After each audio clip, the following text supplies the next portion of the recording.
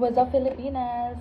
Today, let's open some of the PR package that I received for the past few days. Let's go. Okay, unahin sa pinakataas. Pero before yan, alisin ko muna siya dito kasi ang bigat. One is a tumbler from Highly. And actually, ginagamit ko na siya ngayon. Ito siya. Tumatagal yung lamig ng water for hours talaga. Pero itong water ngayon, and kagabi ko pa siya nilagyan. Ngayon, dito pa rin yung lamig. Lamig pa din. One from Maybelline. So, this one is a concealer. Ayan. So, nagamit ko na to. Kasi pag may nagpapadala sa akin, kailangan ko, ino-open ko na siya kaagad. Kasi ginagamit ko. Okay, this is their OG concealer. And girl, ang ganda nito. Kasi kahit ito lang yung gamitin mo for the whole day, hindi ka mahuhulas. Ako sa comments, bakit daw sa iba nakikiki yung ganito nila?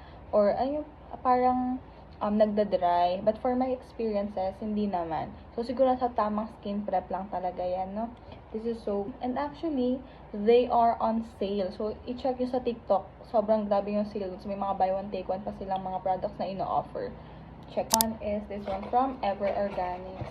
So, ay, naglag. The Ever Organics Brightening Pore Serum. Nagamit ko na to before. Naka-help siya para ma-minimize yung mga visible pores mo sa face, especially in this area. Kasi dito yung area na meron akong pores na talagang kitang-kita. And ginamit ko siya for a week. And ayun, na-minimize naman yung mga pores ko. Hindi siya mawawala, pero na-minimize lang yung visible pores. This is from Charan K-Secret. So, inopen ko na itong mga products nila kasi kailangan ko silang gamitin. So, majority ng nakuha ko sa K-Secret is their retinol serum. Eto. Alam nyo, this is a retinol serum. Dapat ginagamit lang siya twice to 2 to 3 times a week. Pero nagamit ko siya everyday. Oh my God. Kasi nawala sa isip ko yung retinol. Pero look at that. This is my skin. Ay, wait lang. This is my skin. I'm using this for a week now. Ganyan, no? Wala akong makeup or anything ngayon sa face ko. Talaga naghilamos lang pagkagising ko. Nagising ako ng 10. Yun yung first na hilamos ko. Up until now, this is my face.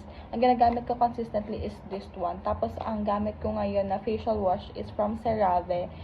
Ako bumili na. Tapos, ayun. Ito na yung combo ko. And, actually, every morning, ito yung ginagamit ko. Tapos, sa gabi, ito. Nakaiba yun ng function. So, ayun yun. I got their 6 product. One naman is from Bactidol. Grabe. Ever since we are using Bactidol kapag meron kaming singaw, makating lalamunan, or after magpabunot ng ngipin. So, ito talaga yung ginagamit ko. This